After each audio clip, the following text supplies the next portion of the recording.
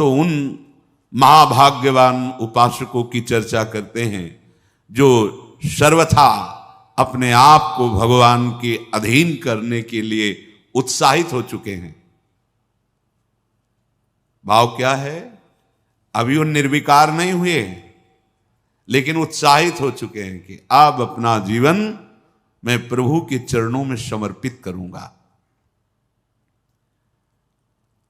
अब अपने जीवन का पूरा भार प्रभु के चरणों में, उसके हृदय में एक घबराहट पैदा हो जाती है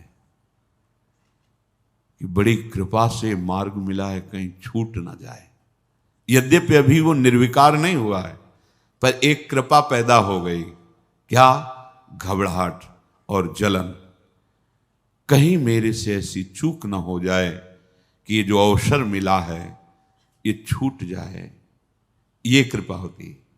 वो दंभी दुराचारी के घबराहट या जलन नहीं होती, क्योंकि उसका लक्ष्य ही नहीं है। वो तो केवल वेश मात्र धारण करके अपनी वासनाओं की पूर्ति कर रहा है। बिल्कुल ठीक वैसे ही उपासक में भी गलती हो सकती है, बहुत समझना है। पर उसने अपने जीवन का भार प्रभु के चरणों में दिया तो अब घबराहट पैदा हो गई, एक डर पैदा हो गया, एक जलन होने लगी। नहीं, अब कहीं ऐसी गलती न हो जाए कि मैं भगवान से विमुख हो जाऊं। बुरा स्वभाव है उसका। बहुत सुलझ के इस मार्ग की बातें सुननी चाहिए, नहीं तो निर्णय नहीं निकाल पाओगे। बिल्कुल वैसी स्थिति है जिसके पीछे निंदा की गई। दंभी दुराचारी की जो निंदा की गई, ठीक ऐसा ही स्वभाव है उसका, ऐसे ही आचरण रहे हैं, पर उसने ठान लिया है अपने जीवन को भगवान के चरणों में समर्पित करने का। तो अब उसके हृदय में घबराहट पैदा हो गई, भय पैदा हो गया, अब जलन पैदा हो गई, और वो अंदर ही अंदर अपने आप को जो भगवान के चरणों में समर्पित करना चाहता है, उसको ये मांग हो जाती, कोई एक ऐसा मिले जो हमारे पे शासन कर सके, हमारे दुष्ट मन को शासन में कर। कोई एक ऐसा मिले जो हाथ पकड़ ले और कह दे तुम निर्भय हो जाओ, हम देख लेंगे। अर्थात सच्चे सद्गुरु की खोज, सच्चे महापुरुष का आश्रय, उसका हृदय। घबराहट पैदा हुई, चिंता पैदा हुई, हृदय में जलन पैदा हुई। ये पापों के परिणाम का नहीं है, ये कृपा का है, क्योंकि यही उसको ऊपर उठा रही है। अब उसके हृदय में एक पीड़ा हुई, कोई ऐसा हमें सतमार्ग का महापुरुष मिले जिसके चरणों में सर रख के मैं निश्चिंत हो जाऊं, वो मेरे जीवन की बागडोर पकड़ ले और मैं निश्चिंत भाव से भगवान के चरणों में निर्भय होकर के चलूं। वो सबल का आश्रय लेने के लिए अंदर से व्याकुल हो जाता है। सबल भगवान है, दूसरा कोई नहीं है। भगवान ही भक्तों के रूप में, संतों के रूप में, गुरुदेव के रूप में आकर हाथ पकड़ लेते हैं।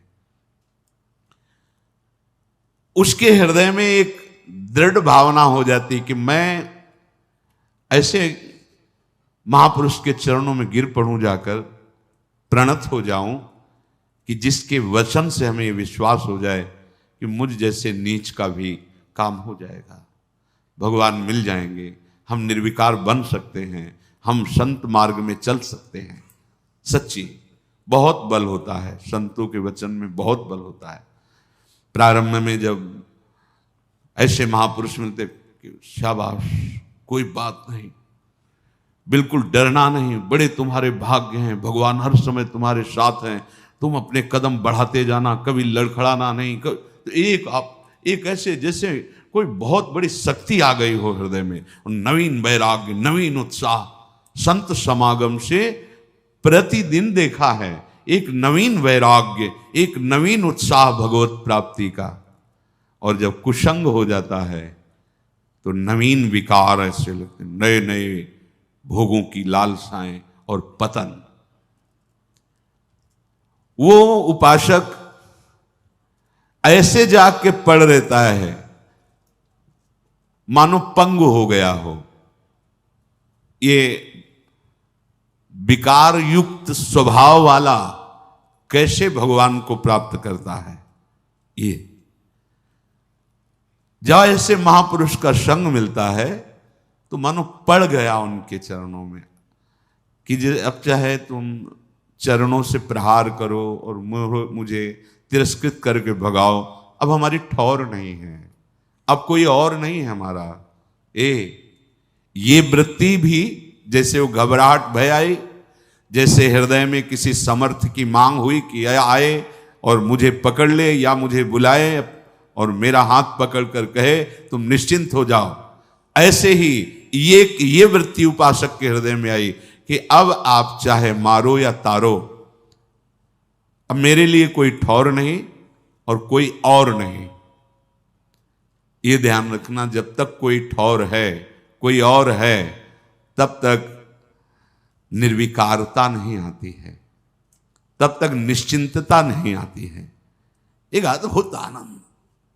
आप एक बार हृदय को तो समर्पित करके देखो गोरे चरणारविंद में, एक बार तो हृदय में लाओ, अब कोई ठौर नहीं, श्री राधा जुग चरण निवास, अब कोई और नहीं, मेरी महारानी श्री राधा रानी, यही सदगुरु हैं, यही हैं गुरु, श्री जी गुरु। हरि हरिवंश भेद नहीं होई, प्रभु ईश्वर जाने सब कोई, दोई कहे ना अनन्यता, दो कहने से अनन्यता नहीं बनती।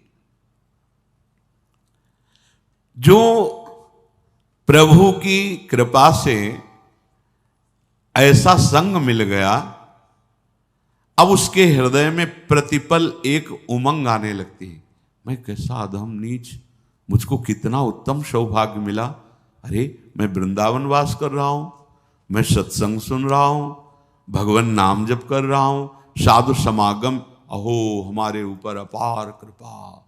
वो प्रतिपल ऐसे विचारों में खोने लगता है। भगवत कृपा पात्र का हृदय कैसा होता है, ये प्रारंभ से देखिए, बुरे आचरणों में था, बुरा स्वभाव था, ऐसे ऐसे, अब उसके हृदय में एक नई उमंग आने लगती है, कितनी हम पर कृपा है। जहां ये बात उसके हृदय में आई तो भगवत कृपा अपना काम करने लगी। मत चित्ता सर्वदुर्गाणि मत प्रसादात तरिष्यति। अब जितने उसके दुराचार स्वभाव में बैठे थे, एक एक का नाश कर रही भगवत कृपा। भगवत कृपा, यहां उसकी कोई साधना की बात नहीं हो रही, भगवत कृपा कर, विश्वास करो इस बात पे।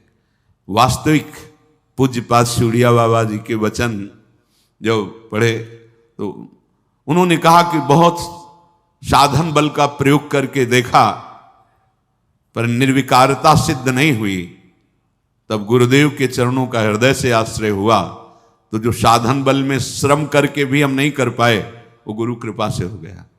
इसलिए गुरु कृपा ही केवलम, गुरु कृपा का एक अपार बल होता है।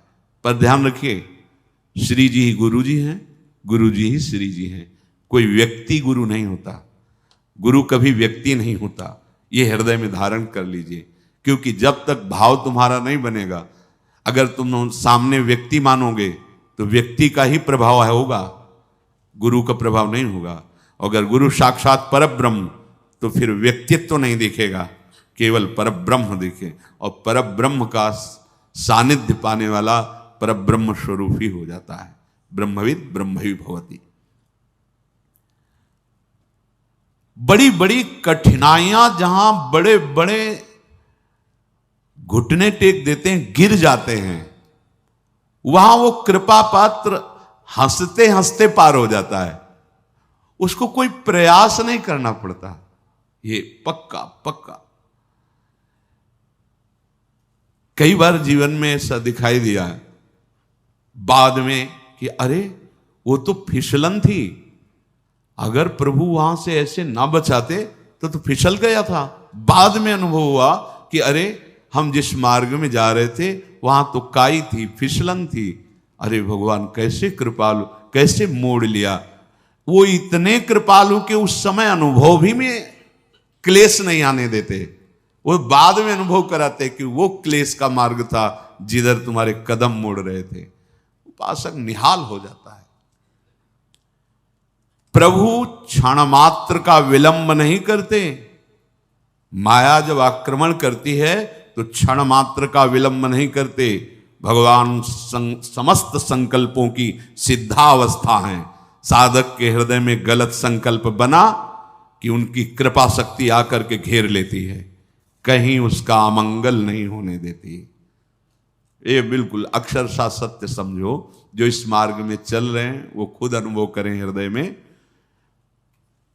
दुर्वासना के से प्रेरित होकर मन संकल्प कर बैठा, नहीं सावधान रह पाया, पर कृपा शक्ति तत्काल कवच की तरह घेर लिया। इसके कई रूप हैं। भरी बाजार में पिटवा भी देगी, तुम्हारा घोर अपमान करवा देगी, तुम्हें ऐसा करवा देगी कि आपको लगेगा संसार में मुंह दिखाने लायक नहीं। हाँ, अब चलो हरि का मुख देखो। संसार के मुख दिखाने के लिए तुम्हारा जन्म नहीं हुआ, तुम्हें हरि का मुख देखने के लिए जन्म हुआ है। कृपा के बहुत से स्वरूप हैं।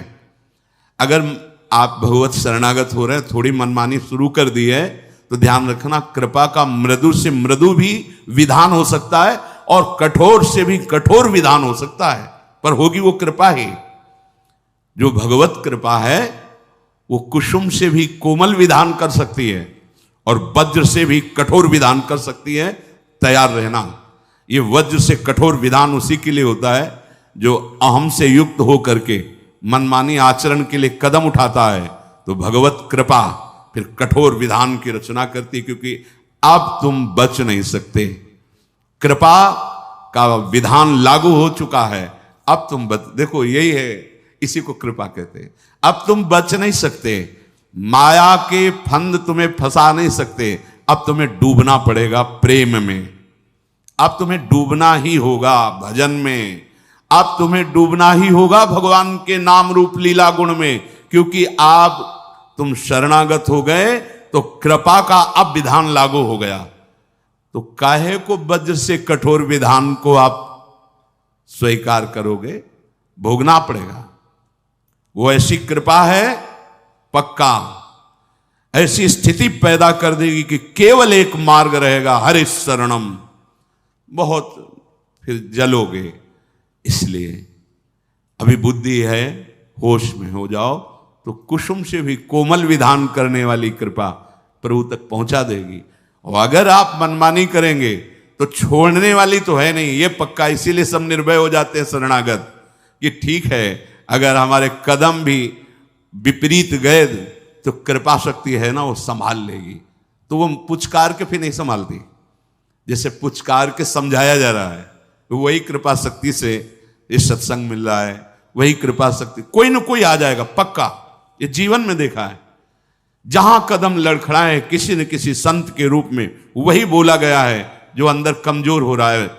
जहां हम कमजोर हो रहे हैं, उपासक जहां कमजोर हो रहा है, वही उसको उपदेश दिया। कौन कौन बोल रहा है? वही कृपा शक्ति आकर के उसकी वाणी में बैठ करके मुझे समझा रही। नहीं समझ में आया, चलो आगे। अब वो अपना जो रूप रखेगी वो इतना भयंकर कठोर होगा कि आप सह नहीं पाएंगे और भाग नहीं पाएंगे। कहीं भी भाग के जाओ, भगवान के श्री चरण कमल, कर कमल इतने लंबे हैं, मतलब कोई जगह ही नहीं जहां इनके चरण न पहुंच जाए, जहां इनके हाथ न पहुंच जाए। दोनों बात समझ लो। वामन रूप में आए थे, बढ़ाना शुरू किया नपना। अब ब्रह्मलोक के आगे तो है नहीं, तो इसलिए वहीं तक रुक गया। तो इतना ही थोड़ी कि केवल ब्रह्मलोक तक, अगर ऐसे और भी तो और भी बढ़ते चले जाते। अनंत महिमाशाली, तो इनकी कृपा भी तो अनंत है। कृपा के बहुत लंबे हाथ है। भागो। तभी तो शरणागत का जो रहस्य, शरणागति का जान जाता है शरणागत, वो निश्चिंत हो जाता है। अब मुझे कोई परवाह नहीं। अगर कुछ उद्दंडता भी मन करेगा ना, तो भगवान की कृपा सुधार देगी, ऐसे सुधार देगी ना, दोबारा उधर जाएगा भी नहीं, जाएगा भी नहीं। लिख लो, पर वो बहुत कड़ुआ विधान होगा। अब तो डॉक्टर ने ऑपरेशन करना ठान लिया है, अब आप बच नहीं सकते, पक्का। ऐसे ही जब इसका रहस्य समझ में आता है तभी मन नाच उठता है कि ऐसा कौन कृपालु है, ऐसा किसका स्वभाव है। हम सबके ऊपर कृपा शक्ति का कार्य प्रारंभ हो गया है। विश्वास रखना, कृपा शक्ति का कार्य प्रारंभ हो गया है। जैसे आप नाम ले रहे हैं तो हरिवंश कृपा, हरिवंश कहाँ है? मानव देह कृपा से, नाम जब कृपा से, धाम श्री राधिका कृपा बिनु सबके मनन अगम, साधु संग अब मोहि भाव भरोस हनुमंता बिनु हरि कृपा मिले। कृपा कृपा कृपा कृपा लागू हो गया विधान कृपा का। करो दंडता, देख लेना कृपा का जो भयंकर रूप तुम्हारे सामने, कई रूप हैं इसके। जहां से तुम गड़बड़ी करना चाहते हो वहीं तुम्हारे अहम में, यहां दर्द हो रहा है, चलो अस्पताल, अब तो कैंसर हो रहा है। यह है कृपा। जिस शरीर से तुम मनमानी करना चाहते थे, भाई अब दो चार महीने तुम्हारा जीवन, अब क्या 2-4 महीने की जीवन, बस 2-4 महीने का जीवन। अब कोई रिश्ता नाता किसी से नहीं, कोई संबंध किसी से, कोई भोग नहीं, राधा राधा राधा राधा राधा राधा। लागू हो गई कृपा शक्ति। ये अपार कृपा, असीम कृपा। ये लोग कहते हैं कि ये प्रतिकूलता, ये अपमान, ये असाध्य रोग, भजन का क्या यही फल होता है? नहीं, भजन का ये फल नहीं है। ये कृपा का संविधान लागू तुम्हारे ऊपर, क्योंकि तुम बहुत उद्दंड बच्चे हो, इसलिए कृपा ने ऐसे भयावह रूप से घेर लिया कि अब एक ही मार्ग रह गया है, राधा राधा राधा। सच्ची कहते हैं, सच्ची। हम सबके ऊपर अब कृपा का विधान लागू हो गया है और वो चल रहा है। भागो, भाग लो, कितना भागो, कृपा शक्ति तुम्हें घेर करके तुम्हारा मंगल करेगी। हाँ, भागोगे नहीं तो इसी जन्म में काम हो जाएगा। क्योंकि अरे भगवत प्राप्ति कोई गैर की थोड़ी होनी है, कोई ऐसी थोड़ी कि खेती की तरह उपज होनी है। हम प्रभु के थे, प्रभु के हैं, प्रभु के रहेंगे, भूल गए हैं। तो रोज जैसे सांप काट ले तो जहर झाड़ा जाता है ना, तो उतर जाता है, लहरें आती हैं, 4-4 लोग उसको पकड़ते हैं, हमने देखा है। ऐसे ही ये सत्संग रोज झाड़ा लग रहा है तुम्हारे ऊपर, छू छू, मोह का, काम का, लोभ का, मद का, अहम, नाना प्रकार के जो विषयों की लहरें उठ रही ना, जहर माया का काल सर्प ने पकड़ रखा है। जैसे हरिवंश प्रपंच वंश सब काल, ब्याल, ब्याल माने सर्प, काल रूपी भयानक सर्प ने पकड़ लिया और लहरें उठ रही, काम, क्रोध, लोभ, मोह, मद, मत्सर, ये लहरें हैं उसकी विश्वत। और संत जन जो नाम कीर्तन, भगवत गुण, सत्संग, ये झाड़ा लग रहा है, रोज झाड़ा लग रहा है। अब हमारा ये विष उतर जाएगा, इसमें कोई संशय, बिल्कुल कोई संशय नहीं। तो बोले अभी तो हम आज से प्रारंभ किया है, इतनी भगवत प्राप्ति के लिए काफी है। अगर आज आपने सत्संग सुना और आज आपने मन में निश्चय किया श्यामा श्याम हमारे, और आज शरीर छूट गया, तो आज ही श्री जी के पास पहुंच जाओगे। श्री जी को कोई इतनी संख्या, इतने दिन, इतना तप, ऐसी कोई सीमा नहीं लिखी है। हाँ, जितनी श्वासें हैं वो हम अपनी लाडली को दें, चाहे एक ही श्वास रह गई है तो राधा गए श्री जी के पास, 1,00,000 श्वास तो राधा राधा राधा राधा राधा। जिस श्वास में शरीर छूटेगा हम श्री जी के पास पहुंच जाएंगे। और अभी ये करना ही पड़ेगा, क्योंकि कृपा शक्ति ने घेर लिया है पक्का। जिसे आपको नहीं दिखाई दे रहा तो अगर वो सूक्ष्मदर्शी जिसके पास दूर से दिखाई दे रहा कि कीटाणु फैले हुए हैं, ऐसे ही कृपा ने अपना जाल फेंक रखा है। हम सब कृपा रूपी जाल में फंस चुके हैं। माया जाल से मुक्त करने के लिए कृपा ने अपना सुदृढ़ जाल फैला दिया और माया को कह दिया कि तेरी जितनी ताकत हो खींच के दिखा, तेरे जाल में दम है या मेरे जाल में दम है। तो सदैव जय कृपा की हुई है, माया की नहीं। अब हमारे ऊपर कृपा का जाल पड़ गया है, भागना चाहो तो ले भाग सकते हैं, फंस गए। कृपा ने अधीन कर लिखा।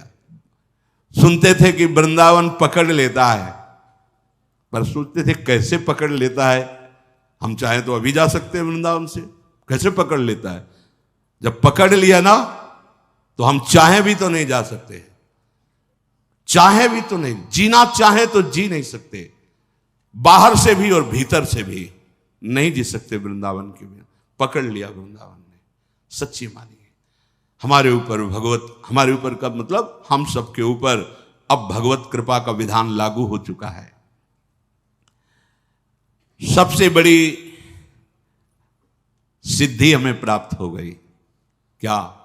हम कृपा आश्रित और कृपा कवच से सुरक्षित हो गए। ये हम नहीं कह रहे कि ये सद्गुण आ गया इसलिए आप सिद्ध हो गए। हम सबको एक बड़ी सिद्धि मिल गई। क्या? कृपा आश्रय और कृपा का सुरक्षा कवच। कई बार सत्संग में कहा है कि शरणागत को कभी भयभीत नहीं होना चाहिए। सामने से वो अमंगल जनित क्रिया, अमंगल जनित वचन, अमंगल जनित भावना भेजेगा, बीच में कृपा शक्ति लगी हुई है, वो अमंगल की तरफ वापस कर देगी जहां से आया है, और मंगल करके तुम्हारे पास भेज देगी। अब तुम्हें निश्चिंत रहना है, तुम्हारे और संपूर्ण विश्व ब्रह्मांड के बीच में कृपा कवच, कृपा शक्ति लगी हुई है। अब कहीं बाल बांका नहीं हो सकता, बस रहना आश्रित कृपा के।